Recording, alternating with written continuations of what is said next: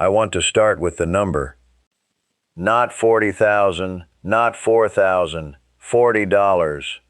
On the morning of October 3rd, 2 years ago, I opened my banking app while sitting on the edge of my bed in a one-room apartment in Cleveland, Ohio, and the number in the checking account was $40.11.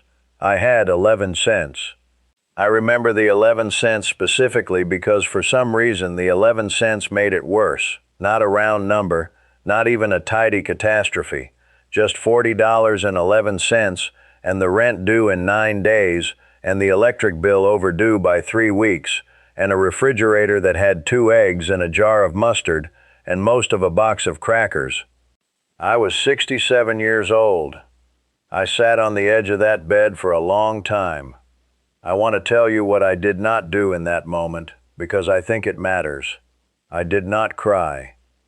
I had done the crying already over the preceding months, in the slow accumulating way that people cry when the situation worsens gradually rather than all at once, when there is no single moment of collapse, just a long, grinding series of smaller ones. By October 3rd, I had run out of tears for this particular situation and was operating in the flat, clear-eyed territory that sometimes comes on the other side of grief, where you can see the thing plainly without the distortion of feeling. What I saw plainly was this: I could not continue in Cleveland. And then, almost immediately, I cannot afford to leave Cleveland. And then, from somewhere I had not expected, from a conversation I had had 3 weeks earlier with a woman I barely knew, at the tail end of a Wednesday evening at the public library where I had been using their internet because my own had been shut off, a third thought: unless. This is the story of the unless. My name is Linda Kowalski. I am 67 years old, and I spent 22 years managing restaurants. Not glamorous restaurants, not the kind that get written about in magazines, but the kind that feed people. A family diner in Parma for 9 years, a chain location in Strongsville for 6, an independent Italian place in Cleveland Heights for 7 that I loved and that closed, as so many restaurants close, not because it wasn't good, but because the margins were never wide enough to absorb what needed absorbing. I was not married. I had been, briefly, in my 30s, a mistake made with the best intentions and dissolved with the least possible damage. No children, no real aftermath except a wariness about permanence that had served me reasonably well for 30 years. I had a brother named Stanley in Pittsburgh who called on birthdays and holidays and who was a good man with his own life and his own complications and who did not know on October 3rd how bad things had become because I had not told him. I had not told anyone. This is the thing about financial collapse when you are 67 and alone. It is profoundly isolating, not because other people wouldn't help, some would, but because the shame of it is specific and crushing in a way that younger poverty is not, because at 67 you have had 40 years to prevent this, and the fact that you have not prevented it feels like an indictment of something fundamental. Every conversation that might lead to disclosure feels like a confession, and so you do not confess. You manage, you move money around, you defer things, you eat crackers and eggs, you use the library internet, and you tell yourself it's temporary, and you do not look too directly at the number in the account, because looking at it directly makes it real. On October 3rd, I looked at it directly. $40.11. Here is what had happened, in the plainest possible terms. The Italian restaurant closed in 2021. I was 65. The owner gave me 3 months severance, which was generous, and which I was grateful for, and which lasted 7 months with careful management. After that, I had Social Security, $940 a month, because I had taken it at 62 when I needed it, which had reduced the benefit permanently, which was a decision I had made under duress, and which I would not have made if I had had other options, and which I did not have other options at the time. $940 a month in Cleveland, Ohio, where a one-room apartment, not a one-bedroom, a one-room, cost $750. After rent, $190 for everything else. Food, electric, phone, transportation, everything. I had small savings, $11,000, accumulated over 2 decades of restaurant managing, which is not a well-compensated career, but which I had managed carefully. I had drawn on them slowly, then less slowly, then with increasing urgency, to cover the gap between $940 and the actual cost of being alive in Cleveland. By October 3rd, the $11,000 was $40.11. There was no more gap to cover. The woman at the library was named Connie. I had seen her there before. She was a regular, like me, one of the people who came on weekday evenings to use the computers. We had spoken occasionally, the way library regulars speak, briefly and without much personal detail. On that particular Wednesday, she had been watching something on one of the computer screens, and she had laughed, a real laugh, involuntary, the kind you make when something is genuinely funny and you forget you're in public. I had looked over. On the screen was a YouTube video, a woman, roughly our age, walking through a market somewhere warm, talking about how much she spent on groceries. I said, without thinking, "Where is that?" Connie said, "The Philippines, Dumaguete. Have you heard of it?" I said I hadn't. She said, "She spends $300 a month, total, including rent." I said, "That's not possible." Connie said, "That's what I thought, but I've been watching these for 2 months, and they all say roughly the same thing." I watched the rest of the video standing behind Connie's chair. Then I watched the next one. Then I went to a free computer and I watched 4 more, and when the library closed at 9, I had a notebook. I had started carrying one, for job leads, with 6 pages of notes, and I walked home in the October cold with the particular feeling of someone who has been shown a door they did not know existed. I did not sleep that night. Not because I was excited.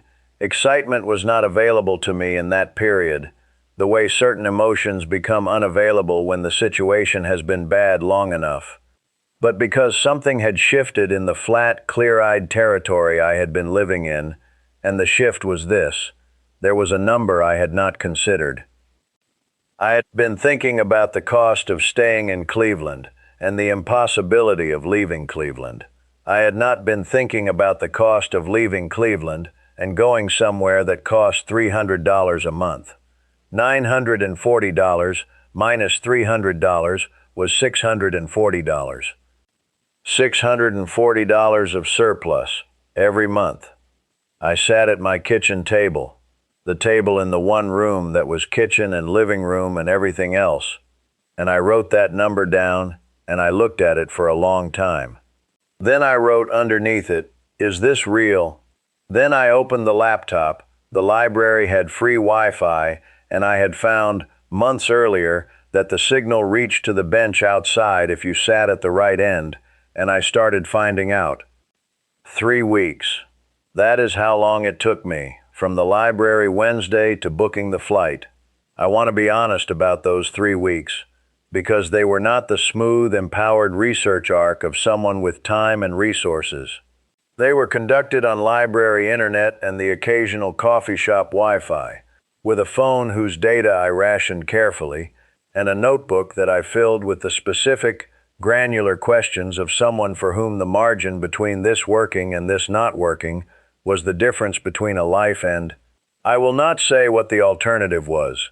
I will say the stakes were real and I knew it. The SRI visa, the Special Resident Retirees visa, required a deposit. I did not have the deposit.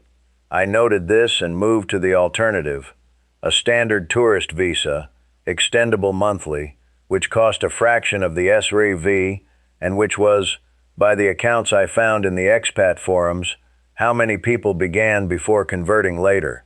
The tourist visa extension cost roughly 2,000 pesos a month, $35, which was accounted for in the budget I was building. The budget. I built it in pencil, in the notebook, with the figures I found in the forums and the YouTube videos cross-referenced against each other for consistency. Rent in Dumaguete, a small city on the southern coast of the island of Negros, which came up consistently in the budget-focused expat content as the more affordable alternative to Cebu or Manila, ranged from 6,000 to 12,000 pesos a month for a furnished room or small apartment. At the midpoint, 9,000 pesos, $160. Food from the market and the local carinderias, perhaps 2,000 pesos a week, $35, and I was a restaurant manager for 22 years, and I knew how to cook from inexpensive ingredients, and I was not going to be eating at tourist restaurants. Utilities, minimal, warm climate, no heating costs ever. Electric with a fan rather than constant air conditioning, perhaps 1,000 pesos, $18. Water, included in most rentals or trivially cheap. Phone, local SIM, 500 pesos, $9. Internet, variable, but a cafe with Wi-Fi was everywhere, and the cost of a coffee to sit for 2 hours was 20 pesos. Total, conservative, approximately $270 a month. Social Security, $940.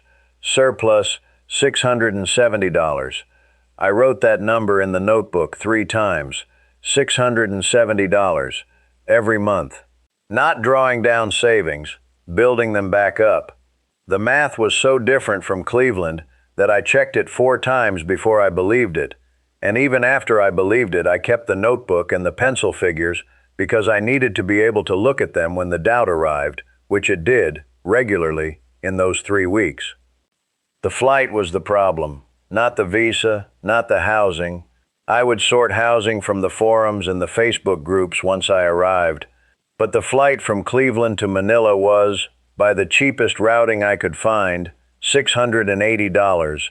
I had $40.11. I called Stanley. This is the hardest sentence in this story to write, and I want to write it plainly. I called my brother Stanley in Pittsburgh, who did not know how bad it had become, and I told him. Not everything. I told him enough. I told him I needed $700 for a flight and that I had a plan and that I would pay it back from the surplus within 2 months and that I had never asked him for money before, which was true, and that I was asking now. He was quiet for a long time. Then he said, "Linda, why didn't you tell me it was this bad?" I said, "Because I was ashamed." He said, "Don't be ashamed with me." Another pause. "I'll transfer it tonight." He transferred $750, 50 more than I had asked, for what he called incidentals. I sat on the edge of the bed and looked at the number in the banking app, $790.11, and I cried for the first time in months, not from shame, but from the specific relief of being seen by someone who loved me and finding that being seen had not destroyed anything. I booked the flight that night. I landed in Dumaguete on a Thursday afternoon in November. Not Manila. I had routed through Manila and taken a connecting flight to Sibulan, the small airport that served Dumaguete, and emerged into a city that was nothing like Manila and everything like what the YouTube videos had implied. Mid-sized, unhurried, with a long boulevard along the water called Rizal Boulevard where people walked in the evening and children played and the sea was right there, the Bohol Strait, visible between the trees, and the light on it in the late afternoon was the color of something I did not have a name for. I had a room booked, 1 room, in a guest house near the boulevard, 8,000 pesos a month, which at the exchange rate was $141, which was $141 less than my Cleveland 1-room apartment, and was also, from the photographs, significantly nicer. The guest house owner was a woman named Addie Susan, who met me at the door with the matter-of-fact warmth of someone who runs a guest house, because she genuinely likes having people in her house, which is different from the transactional warmth of hotels, and which I noticed immediately. She showed me the room. It was clean and had a ceiling fan and a small window that looked onto the guest house's interior garden, where something was flowering. I did not know the name of it, and asked later, and was told it was bougainvillea, which I had heard of but never seen in this quantity, this color.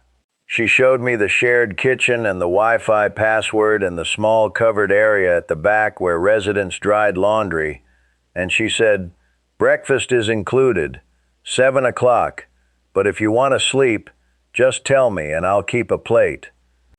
I said, "Thank you, H. Susan." She said, "You look tired, Anak." The word means something like child or dear one. She said it without condescension, just factually, as an observation. "Are you hungry? I have rice." I said yes. She fed me rice and something with vegetables and fish that I could not name, and that was the best thing I had eaten in longer than I wanted to calculate, and I ate at her kitchen table while the ceiling fan turned overhead and the bougainvillea was visible through the window, and the Dumaguete evening settled around the guest house with the specific quality of warm evenings in places that do not hurry. I thought, this is real. Not the Philippines in the abstract. I had been reading about the Philippines for 3 weeks, and I knew it was real. This specific thing, the rice, the ceiling fan, the word anak, the bougainvillea, the evening, this was real, and I was in it, and the $40.11 was 3 weeks ago and 6,000 miles away, and I was here. I went to my room and I slept for 11 hours. The first month was the month I learned what $270 actually bought in Dumaguete, and the answer was more than I had calculated, and differently than I had calculated, and better. The market was 10 minutes on foot from the guest house, a public market that had been in the same location for decades and that sold, in the particular compressed abundance of Philippine markets, everything you needed and several things you hadn't known you needed until you saw them. Vegetables at prices that I, as a former restaurant manager who had spent 22 years reading invoices, found genuinely implausible. 6 pesos for a bunch of kangkong, the water spinach that became a staple of my cooking, 15 pesos for 3 large tomatoes, 20 pesos for enough garlic for a week. Fish from the fishermen who came in the early morning and whose catch was on the ice before 7, the cheapest. A small local fish I learned to cook 3 ways, 40 pesos a kilo. I spent, in that first month, 912 pesos on food, $16. I want to say that again, $16 on food for a month. Not because I was hungry. I was not hungry. I was eating better than I had eaten in Cleveland on $1,000 a month because fresh food here was so inexpensive that the relevant constraint was what I could cook, not what I could afford. I cooked in H. Susan's kitchen with her permission, and she occasionally appeared to add something to whatever I was making and to comment on my technique, which she found acceptable with room for improvement, and which I was glad to have improved. The electric my room's portion of the guest house bill came to 300 pesos, $5, because the ceiling fan was more effective than I had expected, and the Dumaguete climate, while warm, had an evening breeze off the Bohol Strait that made the nights genuinely comfortable. The phone, 400 pesos, $7, for a local SIM with enough data to check emails and use maps. The visa extension, I went to the Bureau of Immigration office on the edge of the city in my 4th week, with the documents I had prepared and the 2,000 pesos I had set aside, and I waited in line, and the process was slow, and the office was warm, and the people were patient, and I left with a stamp in my passport and a receipt, and the particular satisfaction of having navigated a bureaucratic process alone, in a foreign country, successfully. Total for the first month, $214. Social Security deposit on the 1st of December, $940. Surplus, $726. I transferred 500 to Stanley's account with a message that said, "First installment. Thank you." He replied, "Linda, you didn't have to do this yet." I replied, "I know, that's why I wanted to." In my second month, I met Father Romy, not at a church, at the market. He was buying mangoes, which were in season and I want to spend a moment on this because I think it matters, unlike any mango I had eaten in America. Not the fibrous, refrigerated, traveled too far mangoes of Cleveland grocery stores, but mangoes that had been on the tree 2 days ago, that were soft enough to eat with a spoon, that tasted like the word mango was supposed to taste like, and had always promised, and had, in my 40 years of American mango eating, never quite delivered. He saw me holding one and debating, and he said, in the direct way of Filipino men of a certain age, "That one, the one with the small black spot near the stem. Take that one." I said, "Why?" He said, "Sweetest. The spot means it was on the tree the longest." I took that one. He was right. I went back the next day and bought 3 more from the same stall, and the vendor, a young woman who remembered me from the previous morning, gave me a 4th one without charging for it, and said, "You came back? That means you liked them." Father Romy I encountered again the following week at a small community meal, organized by the parish. I had walked past the church on Rizal Boulevard several times, and the doors were always open, and I had gone in once simply to sit in the quiet, the way you do in churches in countries where you do not speak the language of the service, and the quiet is available in a way it sometimes isn't when you understand the words. A woman inside had seen me and gestured toward a side room where there was food, rice and adobo and a soup, and the gesture had been so straightforward that I had followed it, and the side room had been full of people eating, and Father Romy had been at the end of the table. He recognized me from the market. He made room at the table. He was 63, a diocesan priest who had spent 20 years in this parish, and who had the particular quality of people who have been in the same place for a long time and know it the way you know a thing you have loved carefully, its corners and its difficulties and its specific beauties. He asked over rice and adobo what had brought me to Dumaguete. I told him the honest version, which I was slowly becoming less ashamed of, the restaurant, the severance, the savings declining, the library, the $40, the notebook with the pencil figures. He listened without interrupting, which in my experience was rarer than it should be. Then he said, "And now?" I said, "Now I have $670 of surplus per month, and I am trying to figure out what to do with a life that has a surplus in it." He smiled. "That," he said, "is a better problem than the one you had." I said, "Yes, it is." He said, "What did you do before? The restaurants. Were you a cook?" I said I managed. "Front of house, staff, scheduling, inventory, the full operation," he nodded. Then he said, "I ask because we have a small canteen at the parish for the school feeding program. The woman who has been running it is moving to Manila next month. It is volunteer work. But if you wanted something to do with your mornings," I said, "tell me more."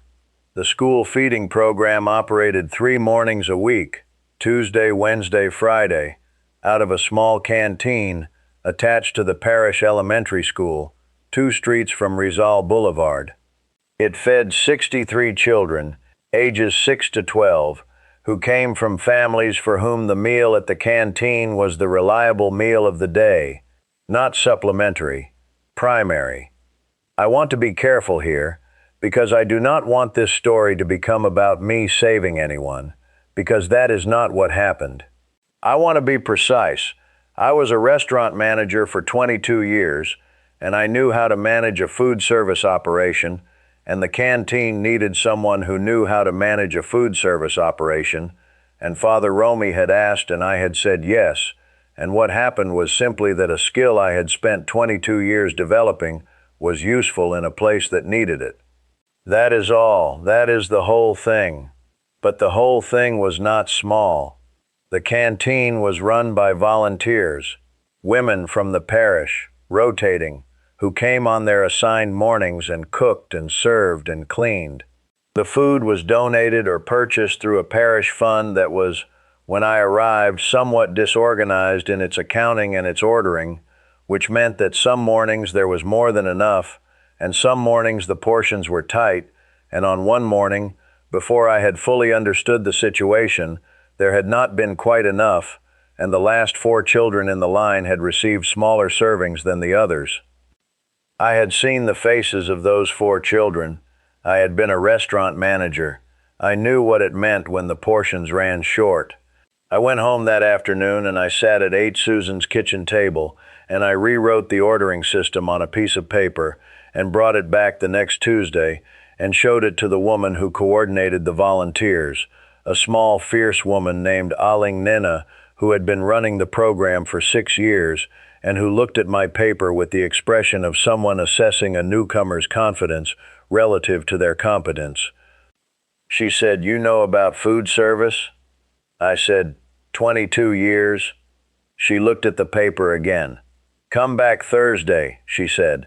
"I want to show you something." On Thursday, she showed me the accounting.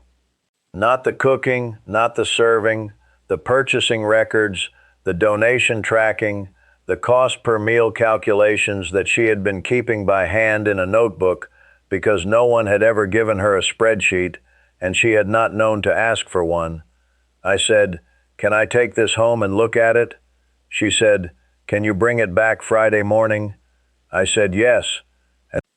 I sat at Aunt Susan's kitchen table from 6 in the evening until 11 that night, and I built the framework for a proper food service accounting system on paper. I did not have software.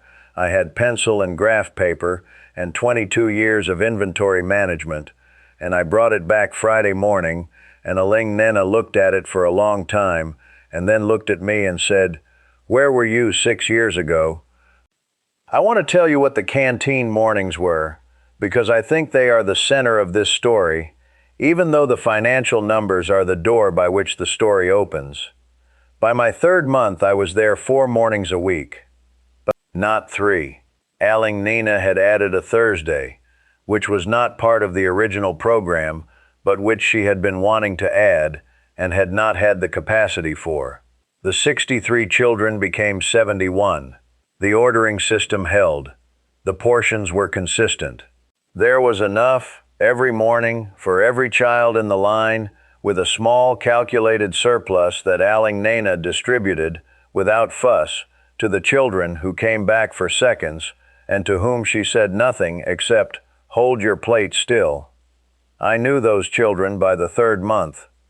Not all 71. I am 67 and my memory is not what it was, and 71 children is a lot of names, but enough. The small girl named Precious who always came first, and who had, I had learned from Aling Nena, a mother who worked the early shift at the processing plant, and a father who was sometimes absent, and for whom the canteen meal was the one fixed point of the morning. The boy named Gio, who was 9 and who had a quality of focused stillness when he ate that reminded me of someone I could not identify until I realized it reminded me of myself, in the years when money was tight and you ate with attention because you were aware, at some level, that the meal was not guaranteed. I cooked some mornings, not always. The rotation of volunteers was established, and I did not want to displace the women who had been there for years. But on Tuesdays I cooked, and Aling Nena supervised my technique with the same critical eye she applied to everything, and the children ate. And on one Tuesday a girl named Maricel, 8 years old, came back to the counter after she had eaten and stood in front of me and said, in the careful English of a child who has been taught it as a second language and uses it for important things, "Ma'am, it was very good today." I said, "Thank you, Maricel." She said, "Are you coming back next Tuesday?" I said, "Yes." She nodded seriously, as if confirming a detail that mattered to her, and went back to her table. I went home that afternoon and I called Stanley. He answered and I said, "Stanley, I need to tell you something." He said, "Are you okay? Is something wrong?" I said, "Nothing is wrong. Everything is, I need to tell you that everything is okay.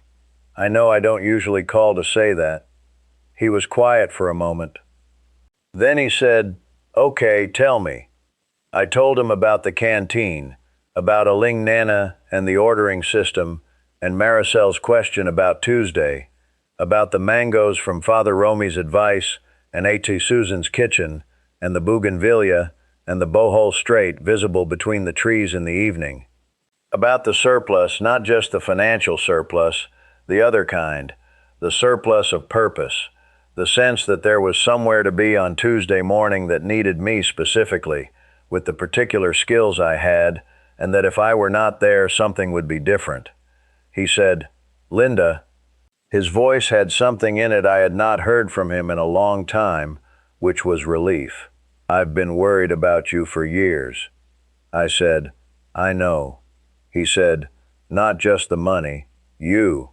I've been worried about you." I said, "You can stop." The financial picture at 6 months, because I want to give you the real numbers. Rent, 8,000 pesos, $141. 8 Susan's guest house, same room.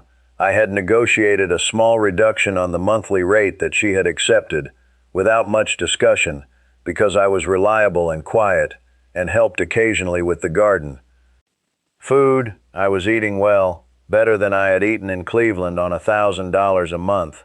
My monthly food cost, cooking in the shared kitchen, buying from the market, occasionally eating a canteen lunch when Aling Nena insisted, approximately 1,200 pesos.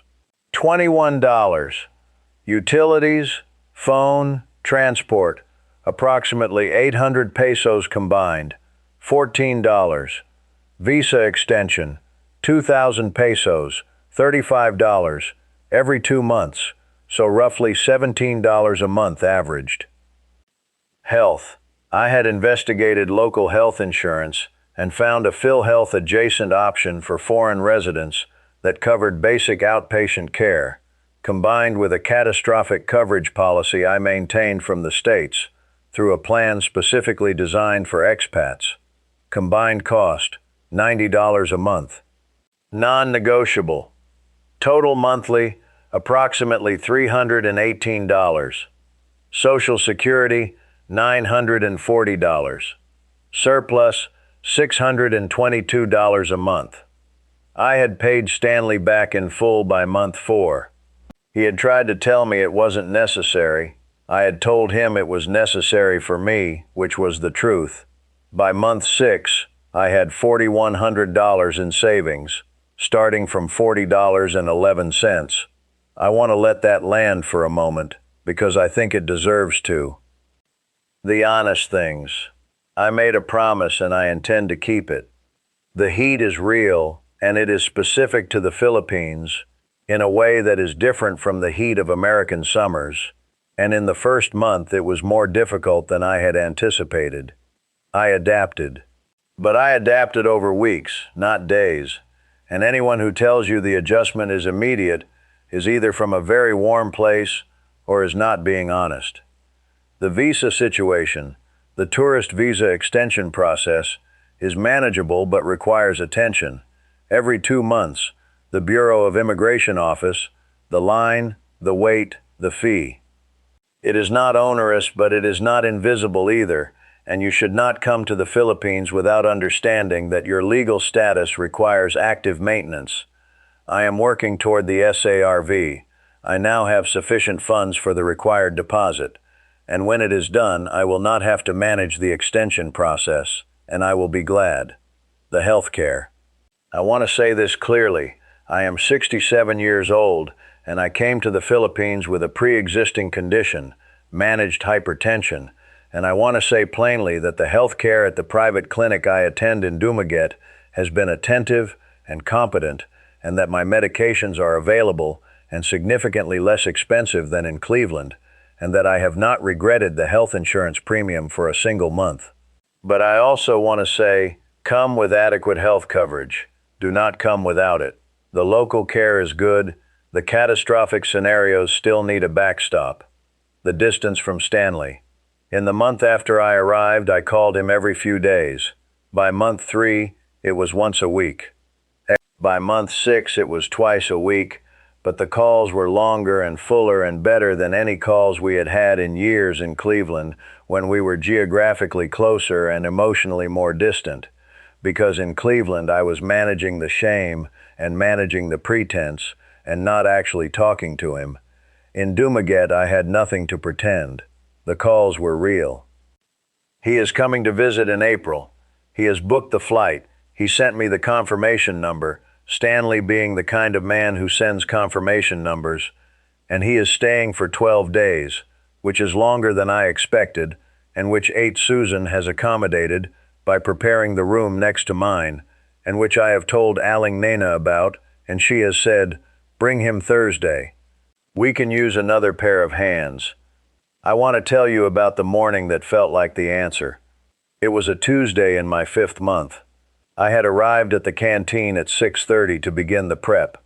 Aling Nena arrived at 6:15, and she considered 6:30 early for a foreigner. The morning was already warm, the particular warm of a Philippine morning in March that has not yet become the heat of the afternoon. The kitchen was small and had one working burner and one that was occasionally working and required a specific technique to light that Aling Nena had demonstrated once and expected you to remember. I remembered. I was cooking a fish soup.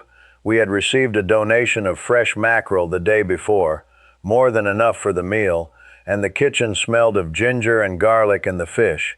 And through the small window, I could see the schoolyard where the children were beginning to arrive, in their uniforms, in ones and twos, some walking with parents, some alone, some in the particular clustered groups of children who have established their alliances and moved together as a unit.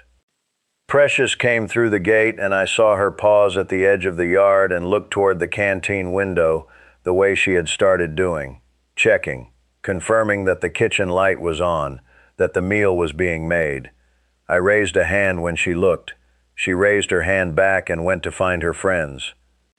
I stood at the burner with the fish soup, and I thought about October 3rd, the $40.11, the bed, the 2 eggs and the mustard and the crackers, the library internet and the woman named Connie laughing at a YouTube video, and the notebook with 6 pages of pencil figures and the word unless.